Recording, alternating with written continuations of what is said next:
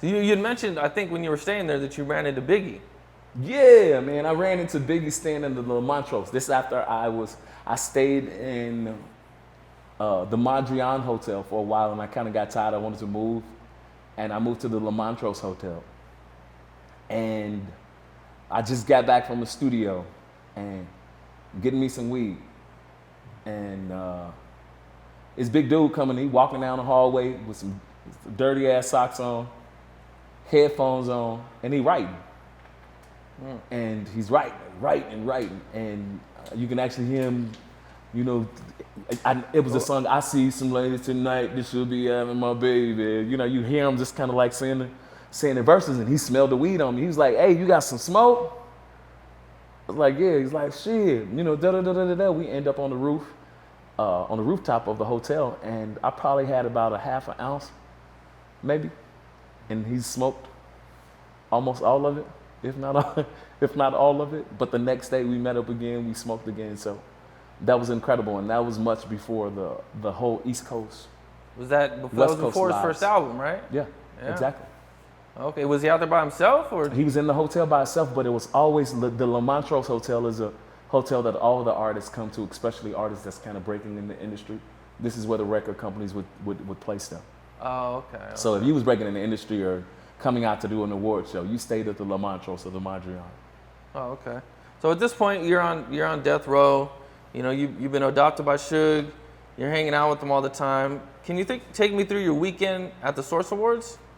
Wow. The weekend at the Source Awards.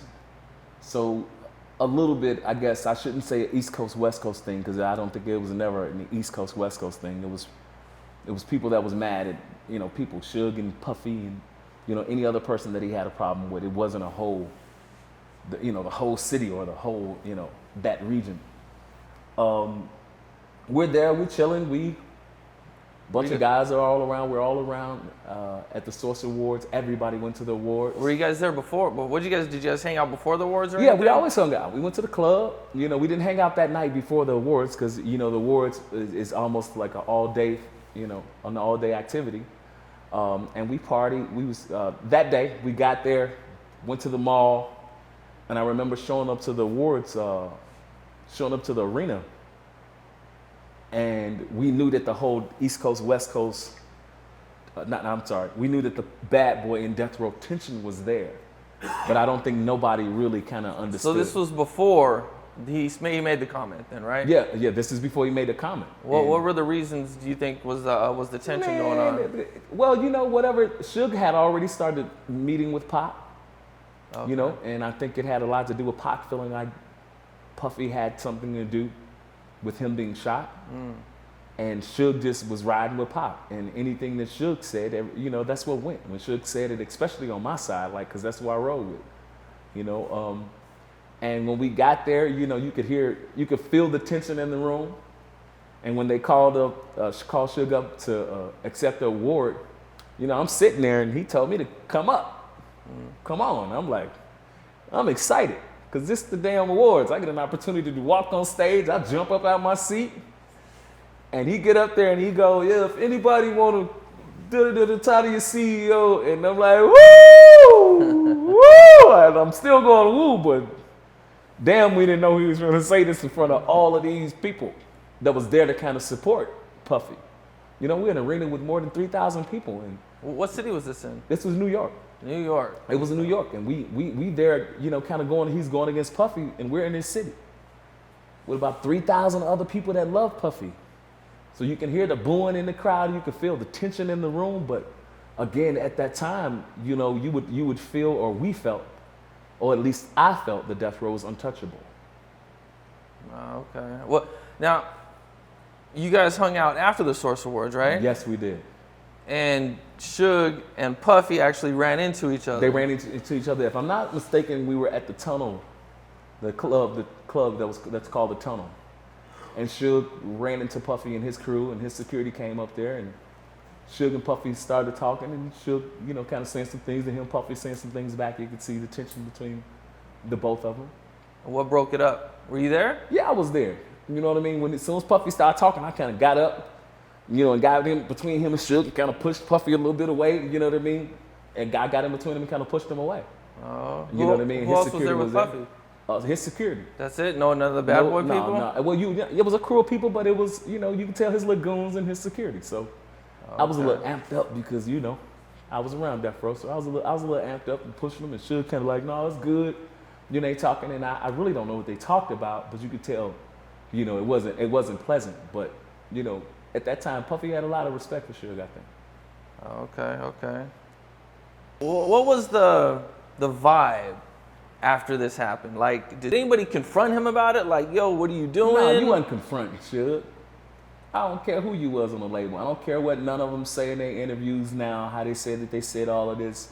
Nobody said shit to Suge when he did it. Did anybody say anything behind his back? If he said, I'm sure they did. But I wouldn't know because I hung around Suge, so to say. And Suge was the blood side, so to say. So I was able to be around him and some of his friends from his neighborhood. So I didn't get an opportunity to hang around Snoop and his guys to kind of see what they were saying off on the side. But I'm sure they wasn't happy. I'm sure they didn't agree with it. You know what I mean? But, it was what it was. If Suge said move, we move. We move like an army. Right. What happened when Suge and Dre went up there afterwards? Well, when Suge and Dre went up there, I just think that was just to kind of help break the ice. When Snoop and Dre, right? Yeah, Snoop and Dre. Yeah, it was to break the ice. Snoop was the biggest in hip hop at that time, and Dr. Dre has always been Dr. Dre. So, they went in there, and as Snoop said, y'all ain't got no love for Snoop Dogg and Dr. Dre. I think he was trying to break the ice, with that, because you had no choice but to love Dr. Dre and Snoop and the hits that they were making. And I think that, again, at that time, Snoop and all those guys were being pulled into something, that they probably didn't even want to be involved with. Were you guys all sitting together? Yeah, we took over like 2 rows. Okay. Probably 100-something deep. At this point, you're flying out with Suge to meet up with Pac. Yes. Do you have any idea that he's trying to get Pac out, or that he's trying to sign Pac or anything? You just rolling. The first few times, I didn't know. Like I said, I always rode with Suge, and it was, for me, it was a joy to be able to jump on a private plane and just go when Suge said come, or meet me here. That was a joy to be able to do those things. I didn't have any idea in the beginning, maybe the first few times that we went, that it was Tupac that he was visiting. Oh, you didn't even know what you were going to New York for? I was just in New York. We drove down to where the prison was, and there was a restaurant right across the street. Myself and whoever was with me would sit in the restaurant while Suge and David Kenner went over to the prison. And maybe the 4th or 5th time, somewhere around that time, after those visits, here come Pac and Suge walking out the door. Pac walking like George Jefferson, with this swag and this walk. Were you surprised? Yeah, I was surprised. What? I mean, before maybe the visit before he got out, Suge said, Pac coming to Death Row, and everybody knew Pac was coming. We were anticipating him coming, but I didn't have any idea that last time that we went, that we were going to get him. Okay. What was that plane ride like home? What was that plane ride? Well, bunch of weed. That's the Mile High Club went down. If y'all know what that means. Okay. We partied all the way from the East Coast back to the West Coast, and it was incredible just to see how happy Pac was. That was my first opportunity, first time getting a chance to meet Pac, and it was just a joy to just see somebody. First off, I knew of his music, you know what I mean, but I really wasn't kind of into rap like that. But everybody knew who Tupac was from the movies or from his previous music that he had out, and just to see the joy of him being released, and everybody knew the story of him being accused of rape, being in jail. To see him released and be so happy, I think that was the most incredible thing.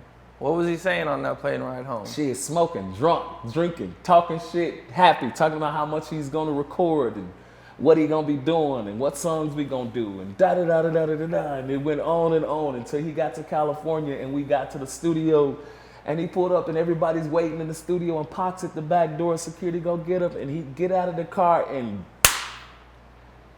Pac falls completely out. Completely pass out, face first hit the ground, boom! Ouch.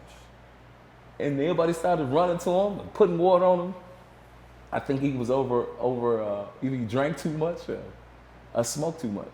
You know, Yeah. and after he come through, he just kind of looked up. He laughed and jumped up off the ground, and everybody was laughing at him. And Pac didn't come out the studio after that.